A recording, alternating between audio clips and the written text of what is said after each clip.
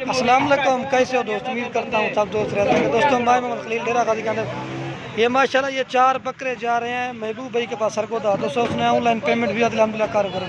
ये 2 राजनपुर गुलाबी और 2 अंदर ये डाल दिया, ये 2 अब लग। हाँ महबूब भाई चेक कर लें, एक ये और वो 2 लोग ये होता अल्हम्दुलिल्लाह का। और ये 3 नंबर पे जा रहे हैं और ये 4 नंबर पे जा रहा है। ये होता है अल्हम्दुलिल्लाह का। और ये एक बकरी जा रही है उधर डॉक्टर फयाज भाई के पास। 2 बच्चे माशाल्लाह। खाड़ में 1 मिनट भाई यार जल्दी तू कर नहीं।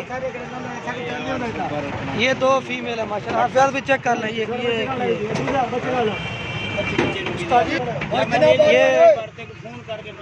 ये बच्चे देखे माशाल्लाह। हाँ चेक कर ले फयाज भाई।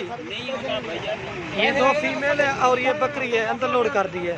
ये जा रहे डॉक्टर फयाज भाई के पास और ये 4 बकरे जा रहे थे वो उधर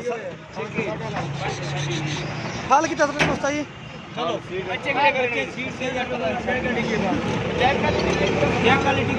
और ये माशाल्लाह बच्चे भी अंदर डाल दें आराम से कर रहे हैं कि माल नहीं है ना, ज्यादा माल होता ना फिर वो नहीं था।